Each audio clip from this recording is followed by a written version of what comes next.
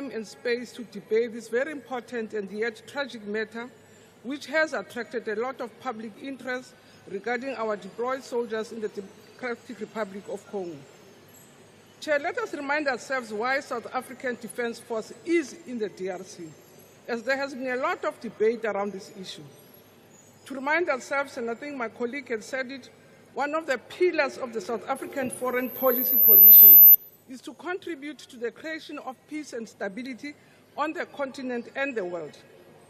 Our country's foreign policy position was adopted by the democratic government since 1994. And in support of this policy position, South Africa has participated in a number of these missions, at least 23 of them. Some of them led by United Nations, AU, and SADC. We've been to Lesotho, to Burundi, Ivory Coast, Ethiopia, the Democratic Republic of Congo,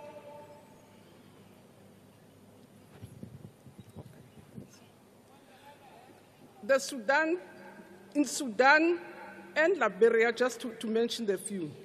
House Chair and honorable members, when it comes to the DRC, I also want to remind this House that South Africa's first Commander-in-Chief, Rolihlahla Mandela, very early in our democratic championed peace-building conflict resolution.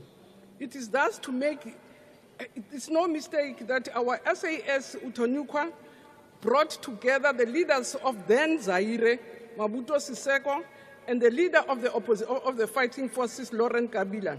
And these talks ultimately saw the transition from Zaire to what is today known as the Democratic Republic of Congo. We dare not forget the inter-Congolese dialogue, which we hosted as a country in Sun City for many months. Women across the continent, especially those from conflict-ridden areas, also saw it fit to even have a framework of peace. Hence, 2 weeks back, under Women in Dialogue, they were here also, and some of the women came from these conflict areas. South Africa, Chair, is an integral part of the international community, particularly the African continent. We recognize that our own security, our prosperity and sustainability, and that of Africa, of the African continent, are intrinsically connected, and therefore we understand that our own national interest is linked to Africa's stability, unity, and peace. Thus, Africa, hence we are at the center of these peacekeeping forces. So the deployment of Summit DRC was appointed by an extraordinary SADC Summit of Heads of Government, which was held in Windhoek on the 8th of May 2023, as a regional response to address the unstable and deteriorating security situation prevailing in the DRC. So the deployments of the Summit DRC is in accordance with the principles of collective self-defense and collective action outlined in the SADC Mutual Defense Pact of 2003. Meanwhile, the United Nations Organization also has MINUSCO, which came into effect by July 2010 and was preceded by MINOC, which was there in 1999.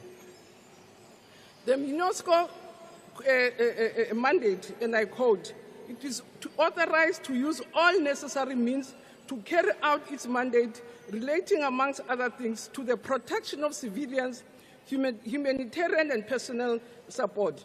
So, Madam Speaker, let me come back to the incident of 2 weeks ago, where our troops came under attack on the 24th of January 2025. We were indeed taken up by the tragic news that our troops based in Sake, the eastern DRC, came under heavy attack by M23 rebels. In the weeks leading to the 23rd, fighting in that region had escalated, with the rebels group fiercely engaging with the Congolese armed forces. And the intensified fight of M23 made sure that key towns in the province of Kivu, like Masisi, Ngungu, Bidada, and Minova, and all the time the rebels were advancing towards Sake, where the Summit DRC main operating base is located, and this led to our own forces being enveloped. The M23 launched an all-out attack on Summit DRC main operation base, where South African, Malawian, and Tanzanese contingent, together with UNESCO and also the Congolese defense were located. Heavy shelling of the base was experienced, and this was followed by ground attack aimed at our operational base. M23 attacks were in clear contravention of the Nairobi peace process, and the ceasefire broke out by the Luanda process. DRC stood firm in defense of Sake for 3 days, with battling lasting up to 9 hours of continuous fighting without any pause. DRC managed to contain the situation to repel the attack.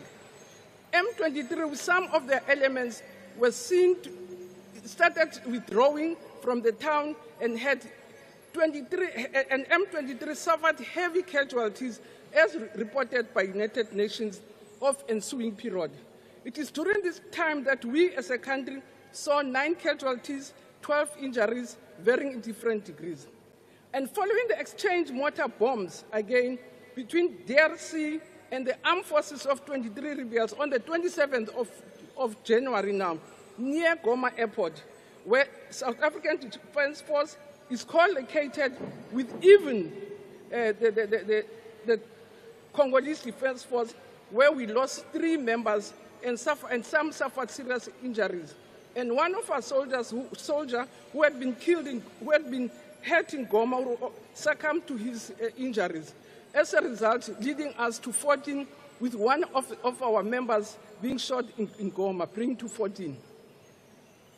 Of the people that have passed on, 7 come from Limpopo, 3 are from the Free State, 1 each from Eastern Cape, Northern Cape, and Northwest Province.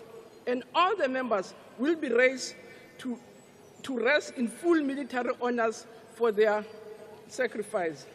And Chair, I must say, from the latest reports, yes, indeed, the delay is very disheartening. Currently, from the reports we're receiving, that they are still in Uganda, undergoing all the medical processes, and which we also are pressing very hard to get our deceased. We were hoping that we'll get them by today, but by the latest, we are told that Thursday they will be here. The South African National Defense members' ultimate sacrifice in the line of duty is a stark reminder of the dangers that are faced by young men and women, displacement of civilians, and humanitarian crisis. South African National Defense Force, therefore, in the DRC, is part of UNESCO. I hear say South Africa, what we're not armed, we're part of UNESCO. We're not there in our own individual capacity as a country. On the one hand, and we are also part of DRC, working together with other forces of the continent. As I conclude, Chair, I'd like to take the opportunity to express our condolences to the bereaved families and the entire South Africa, and wish speedy recovery to the injured. Furthermore, we continue to be committed to the safety and well-being of our remaining soldiers in Goma through the already announced measures by the Eastern African Committee and SADC Summit and the opening of lines of Goma. We are working hard to make sure that the challenges our members are facing, like low supplies of food, are being attended to, and definitely we do believe that in the next few days they'll be there. Chair, what has really also brought relief to the challenges that we're facing there, it's the resolutions that members have mentioned of SADC and the